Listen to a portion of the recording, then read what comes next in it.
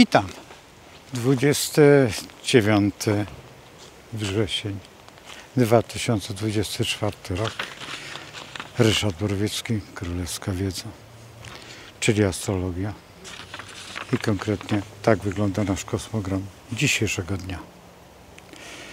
Słońce oczywiście, że jest w Dładzie. Jakiej? Strzelca. Księżyc, mamy wagę. Oczywiście cały czas mówimy o wadze i cały czas jesteśmy w tym problemie, którym jest waga, ale przewodnią rolę wiedzie Wenus, pani tego znaku, jednocześnie królowa, władczyni. No i wszystkiego, co byśmy chcieli albo nie chcieli. Nasza droga Wenus jest w Skorpionie, to już wiemy o tym, od prawie już któryś tam film poświęcam temu, nie mówię w całej historii tutaj YouTube'a i nie tylko, także Borowiecki.net, który lada moment wznowi swoje działanie i Offsetka TV też. Ale dzisiaj jest specyficznie, dlatego że nasza Wenus zaangażowała się w trygonie z Marsem. Nie po opozycji, a w trygonie. Sama nasza pani, a można by było powiedzieć panna to już była, to jest pani Wenus. Panna to ma Merkurego, a z kolei tutaj trzeba by w pewnym momencie zastanowić się, o co tutaj chodzi, ale chodzi o trygon Marsa, który znajduje się gdzie? No oczywiście, że w Baranie, gdzie Mars może być, ale jest tylko władcą Barana. A w rzeczywistości w tej chwili w tranzycie, czyli w przestrzeni, czyli w astrologii znajduje się w Raku. Czy w Raku dobrze się czuje Mars? Raczej spodziewa się nowych impulsów, nowych pomysłów i nowych uzależnień, które są historyczne, o których wczoraj rozmawialiśmy i kwestia tego jest przede wszystkim potraktowana w ten sposób, że to daje zastanowienie, jak to wygląda, jak działa i jak funkcjonuje. Funkcjonuje to na zasadzie na przykład takiej altany, gdzie możemy się schować i możemy sobie pokonferować. No tak, ktoś tutaj przychodzi bardzo mocno głośno mówi do telefonu, a już uciekłem, bo w tym moim parku Żurliska, czyli nie wiem czy 2 czy 1, jest kwestia związana ze szpitalem imieniem Korczaka, jakaś 150 lat tego szpitala. Bardzo ważna historia. Ja nie chcę o tym opowiadać, bo ta medycyna jest mi bliższa niż normalnie, ale zostawmy to na inny czas ze względu na bardzo ważną sprawę. Medycyna i astrologia łączą się i to bardzo silnie. Są połączone, ale na to mamy czas, Offsetki. A dzisiaj będziemy konferować właściwie o wszystkim i o niczym pomiędzy właśnie tym trygonem Marsa i Wenus. Czy Wenus ma wpływ na Marsa? I tak, i nie. W trygonie są w pojednaniu. Teraz pojednanie, teraz nie dokończyłem tego tematu, co Mars robi w Raku. W rzeczywistości jest to zapowiedź rozwiązań nowych przede wszystkim i romansów, ale także romansów o dziwnych, dlatego że to uzależnione jeszcze jest od Księżyca i wtedy następuje tak zwana ciąża. I ciąża jest zapłodnieniem myśli, zapłodnieniem wszystkiego właściwie, co się dzieje i nowego, powiedzmy, że życia, nowej przestrzeni, nowej historii. Dlatego też ta przestrzeń, jeżeli słyszycie to w tej historii, która nas najbardziej dotyka, czyli przestrzeni, która daje nam możliwość spojrzenia nie w historię, a tak zwaną politykę, no to teraz macie to, co się stało w ONZ-cie i pewnie dzisiaj słyszeliście albo jutro usłyszycie sprawozdania zarówno jak i jednej, drugiej, trzeciej, czwartej historii, która jest bardzo ważna, dlatego że ona nam otwiera świadomość tą, którą będzie, czyli ta historia, która jest, która dąży do pewnych zagadnień. Tam jest jakieś dziecko i nie wiem, czy słychać, czy nie słychać, ale cały czas gaworzy. I to jest duże dziecko, no ale tak jest. Teraz spójrzmy na to w takiej konwencji bardzo poważnej, dlatego że Saturn jest w trygonie do Marsa. Jeżeli teraz Saturn jest w trygonie do Marsa, to te wszystkie problemy, które Wenus w trygonie do Wenus i w trygonie do Saturna tworzą pewien zespół, ale zupełnie inny. Wenus dopiero będzie w trygonie do Marsa i bardzo dobrze, dlatego że ją to troszeczkę powstrzyma przed pewnymi zagadnieniami, które dopiero zaczną istnieć. I teraz jak w życiu to wygląda? W życiu to tak wygląda, że w tej chwili wszystkie wagi, a przede wszystkim, no co tu ukrywać, ale skorpiony, odczuwają pewną namiętność i pewne historie, ale te historie muszą sprawdzić do momentu, który nazywamy cyklem 7-letnim. Więc proszę u Was, zarówno to dotyczy wag i skorpionów, zwrócić uwagę, co było dokładnie 7 lat wstecz. Iść tą drogą siódemkami, ale nie 7 lat, bo to może być 14, to może być 21 lat lub też następna siódemka. Nie zupełnie tak. Można dołożyć sobie pół roku i może być to nie 7, a 7,5, może być to 6 i 6 miesięcy. Także musicie to brać pod uwagę, że to jest lekko płynne. Dlaczego? Dlatego, że nie znacie dokładnie swojej godziny urodzenia albo nie znacie jakiegoś szczegółu, który jest bardzo ważny w tej astrologii i on pokazuje możliwości, które są dla nas bardzo istotne, ale one dają nam pewien koloryt naszego życia i w pewnym momencie możecie stwierdzić, że faktycznie w tym roku było to i to. I to się będzie cyklicznie powtarzać co te 7 lat, gdzie można, jeżeli znajdziecie to teraz w tej siódemce najbliższej, to spójrzcie w tej siódemce następnej, czy tam nie było źródła tego albo przyczyny. Sprawdźcie także u swoich rodziców, jeżeli jesteście ludźmi młodymi, a czy czasami nie było to samo, czy siódemkami jedźcie, możecie bardzo długo jechać u babci też, co za problem.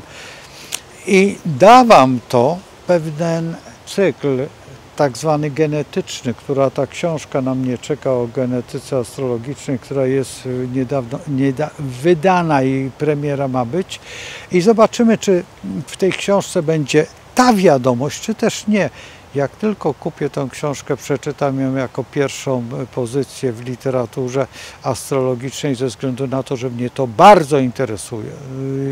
Astrogenetyka jest dla moim nie tyle hobby, co prawie, że instrukcją życia, dlatego też kynologia i właśnie na tym się opiera, na genetyce i my jako medycy, czy ludzie, którzy w ogóle mają coś wspólnego z medycyną, genetyka jest bardzo istotna i tym bardziej w psychologii, a genetyka planet, fantastyczna rzecz. Czy świat powstał dzięki tej genetyce i to jest klucz do otwarcia tej filozofii, która daje nam całą cykliczność i całą cykliczność, to czego tutaj, o czym mówię w tej chwili, o czym mówię o planetach, łączę te planety, że Saturn dzisiaj, co ma wspólnego z Wagą, co ma wspólnego ze Skorpionem, co ma wspólnego z Wenus i co ma wspólnego z Marsem, kiedy już rozpoczynają się te ataki takie. zarówno jak i polityczne, tak i nasze osobiste, wewnętrzne i wiele innych, które są, czy dla nas są ważne, one nie są ważne, tylko mają specyficzną charakterystykę, która daje nam najważniejszą rzecz. Praktykę idealnego zrozumienia siebie. Zrozumienia siebie po to, żebyśmy mogli spojrzeć prosto w oczy tej kartce, na której jest tylko wyłącznie kosmogram. I gdzie są tutaj oczy? No, oczy są przede wszystkim w rybach, no, a z kolei w naszej wadze są nerki, a z kolei w skorpionie są najważniejsze rzeczy, czyli hormony i te wszystkie gruczoły, które wydzielają właśnie te działania. I te działania w tej chwili są pod względem medycznym najbardziej interesujące i dlatego też w tej chwili te wszystkie przeziębienia, te wszystkie inne, no i co tu ukrywać, ktoś może podsłuchiwać z tych mądrali, które funkcjonują w świecie a to my teraz, no i właśnie mamy tego kolczastego, który robi swoje, ale oprócz tego mamy też ten grafen, który robi swoje i to wszystko, co dzisiaj już jawnie wiemy, gdzie, no, tylko w internecie, czy w przestrzeni YouTube'a, czy w przestrzeni jeszcze jakichś innych platform, to nie jest istotne, ale wiemy, możemy znaleźć i możemy zafunkcjonować. Dlaczego? Dlatego, że za chwilę tutaj jest jedna rzecz. Trzeba brać pod uwagę, że w tej chwili mamy co? Wenus w Skorpionie. I Wenus w Skorpionie daje ecie-pecie, czyli wyjaśnia dokładnie, a w Strzelcu tym bardziej, będzie wyjaśniać te wszystkie rzeczy. I w dodatku, co tu ukrywać, w tej chwili akurat ascendent jest w Strzelcu i Wenus jest w tej dładzie. Jak ktoś nie wie, co to dłada, dzielimy znak na 12 znaków od swojego znaku i w tym momencie, jeżeli podzielimy Skorpiona na 12 i rozpoczynamy od Skorpiona, czyli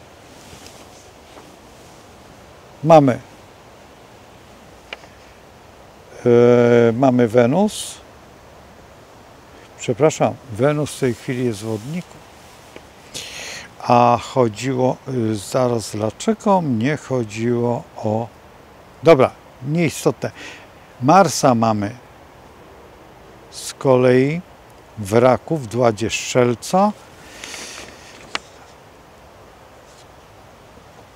i Wenus jest w Skorpionie w dładzie Wodnika.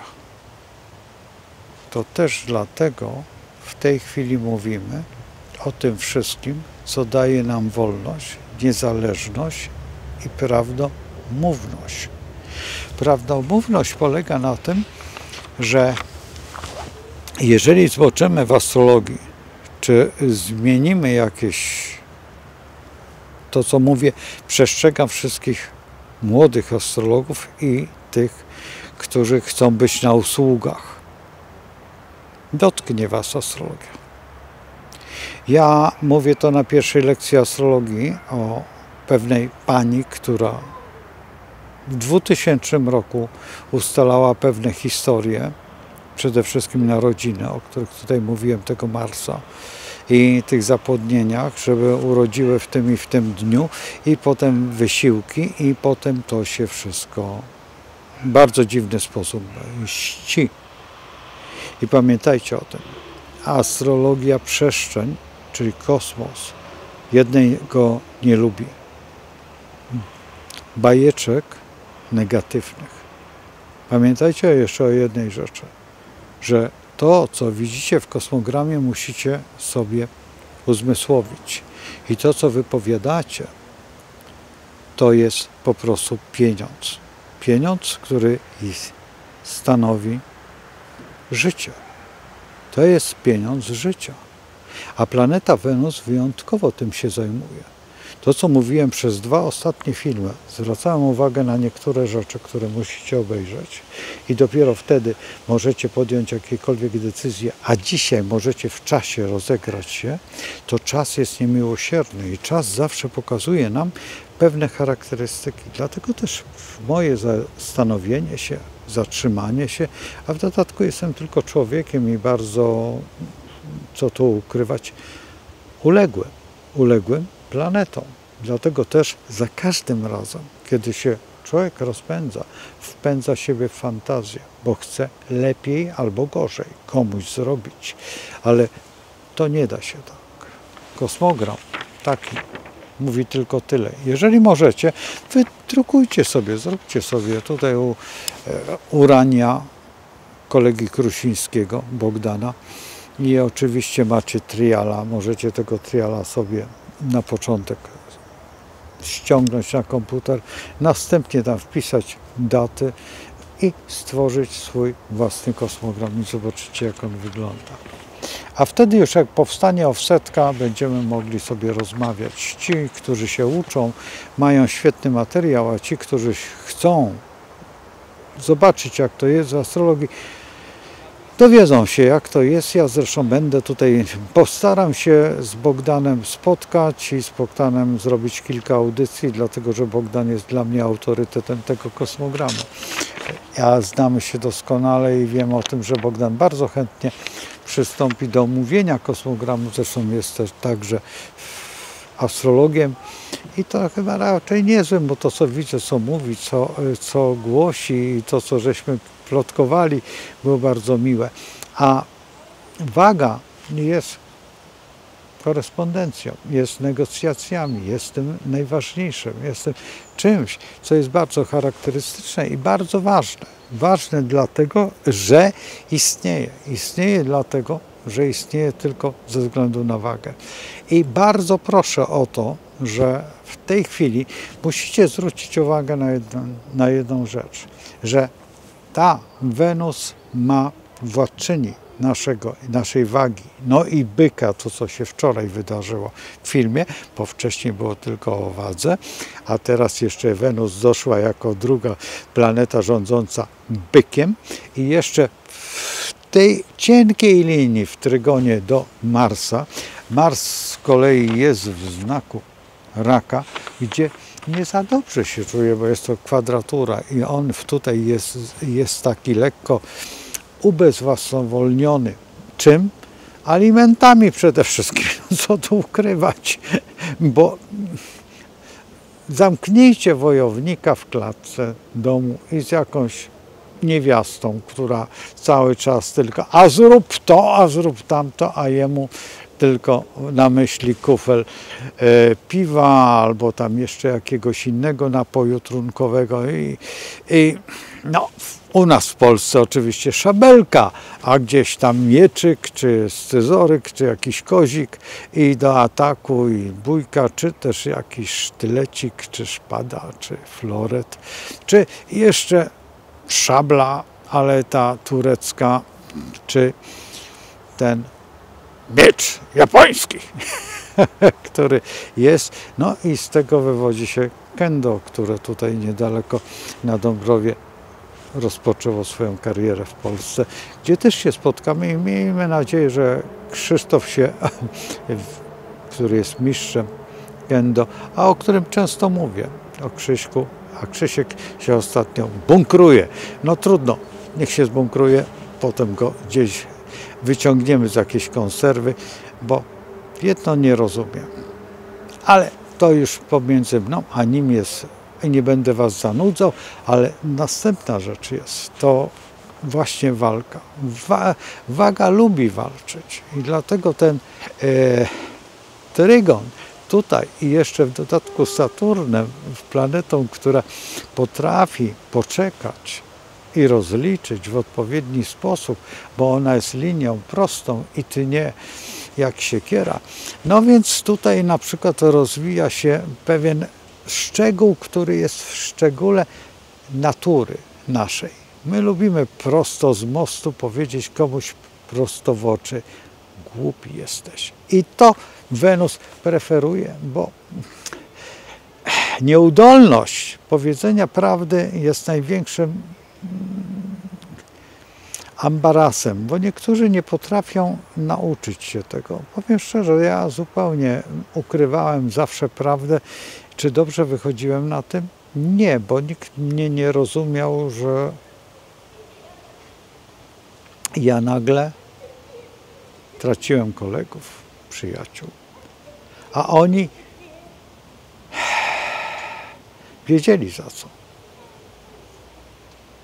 I do tej pory niektórzy lepiej niech się nie pokazują. Właśnie wczoraj rozmawiałem z jednym z moich znajomych na rynku i właśnie opowiadał o tej sytuacji. I ta sytuacja jest właśnie ta saturniczna, że Saturn pokazał, sprawdził tą osobę, tą uczciwość w nieuczciwości. I Wenus z Saturnem będą pokazywać teraz te wszystkie morały. Także musicie zwrócić uwagę i ten trygon będzie właśnie tak działał. Bo trygon jest lajcikiem. Nic się nie stało, ale jednak. Trygon ma swoje zadania, ułatwia, ale ułatwia też rozpoznawanie tego wszystkiego, co jest potrzebne, co jest niepotrzebne, które charakteryzuje nam łatwość. Łatwość zrozumienia tego wszystkiego, jak to jest właśnie zbudowane, jak taka altana i do czego ona służy. A służy tylko ku ozdobie, ku marzeniom, a można tam także z kawką na jakimś wiedeńskim krzesełku rozmarzyć się o przyszłej jesieni, która już się rozpoczęła, ale nie tylko. Nie tylko o tym, bo także jesień życia przychodzi każdemu po kolei.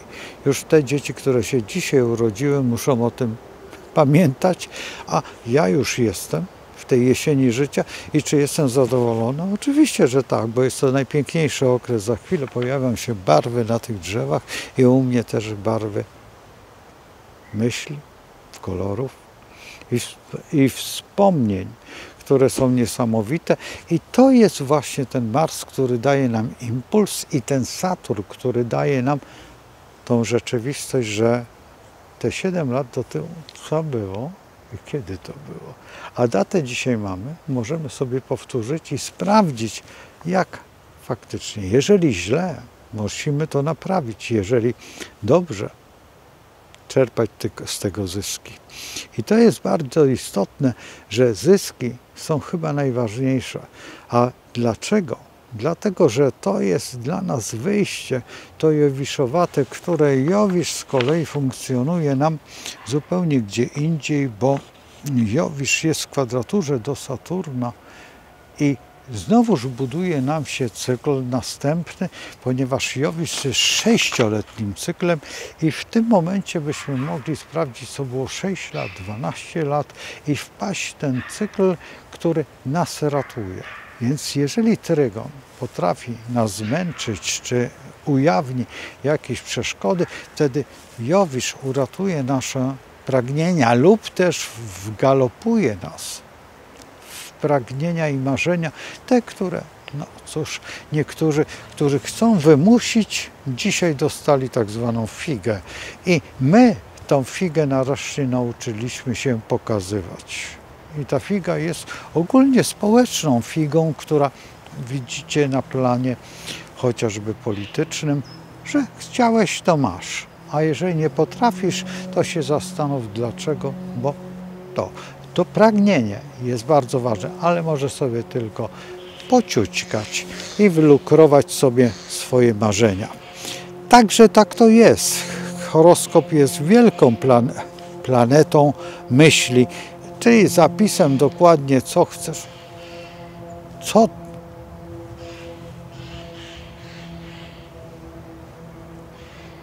jakby bąk leciał, ale taki, nie wiem, to helikopter albo, nie, raczej samolot, ale jakiś tak, albo lotnia. Może to lotnia była, nie wiem.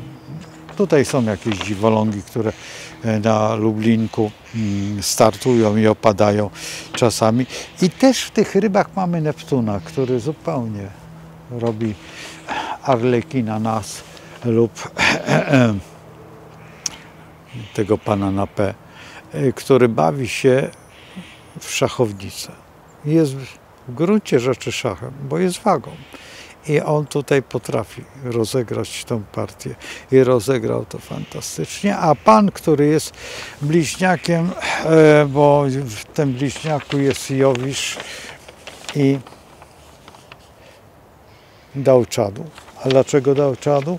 Bo Dłada jest wodnika, więc wytłumaczył, że woli mieć przyjaciół w wodniku niż na przykład gdzieś w takim znaku, którego w ogóle nie ma w historii mapy, a próbują stworzyć nowy świat.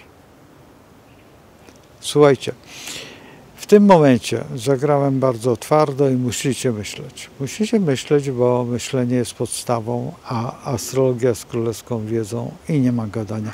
Tutaj wszystko można rozegrać, co chcecie. Dlatego wszystkie dziedziny, które wywodzą się stąd, a stąd się naprawdę sporo wywodzi od królewskiej wiedzy, bo kapłan, astrolog i lekarz to kiedyś ta sama osoba i dzisiaj każdy kapłan uczy leczyć, ale no co tu ukrywać, tylko teologia wydłużyła swoje lata studiów, bo ma 6, medycyna ma 6, a astrologii można się uczyć bez końca. I wtedy robi się 6 i 6 to jest 12, plus 6, to mamy tak, 6 razy 6. 6, mamy 12 plus jeszcze 6, czyli mamy, ale to jeszcze nie koniec, bo także astrologia opiera się o matematykę, arytmetykę, czy algebrę, czy geometrię i szóstkami możemy dojść do jeszcze dalej, a potem możemy dotknąć fizyki, gdzie nasz największy właściwie przedstawiciel, którego znamy i skorzystał z tego Saturna właśnie, to Newton. Wspaniały. I dlatego Newton jest tak szalenie ciągle modny, a jeszcze inni są wśród nas, astrologów, mądre głowy, bo astrologia zmusza nas do myślenia i do tworzenia, a ja tylko tłumaczę. Dlaczego, jak i po co. No i cóż, nawet gdybym się chciał jak najdalej oddalić, to zawsze astrologię znajdziemy. To nie ma tak, że astrologia gdzieś ucieknie. I planety. Czy jest coś większego od astrologii? Nie wiem. Na razie nie spotkałem, a dosyć często gdzieś chodzę. I jestem na tej ziemi. A kto o tym i jak, skąd ona ma korzenie, to trzeba sięgnąć Sumeru. To jest tak daleko i tak dawno. Na tabliczkach glinianych bardzo ciekawe rzeczy są. Czasami nie do wiary. I to, co się dzieje, wcale nie jest takie odkrywcze. Jak to się mówi, starzy ludzie, siedzący gdzieś na ganku czy w takiej altanie, mogą to wszystko przewidzieć. To jest najciekawsze, że oni przeżyli i ciągle jeszcze raz kołem się toczy, a nie rozwijamy się. Z tą myślą w nauce nic nowego nie wprowadzamy. Dlaczego? Bo boimy się wiedzieć więcej. A jeżeli byśmy wiedzieli więcej, byśmy dążyli do Edenu. Do Edenu, który już w medycynie się pojawił.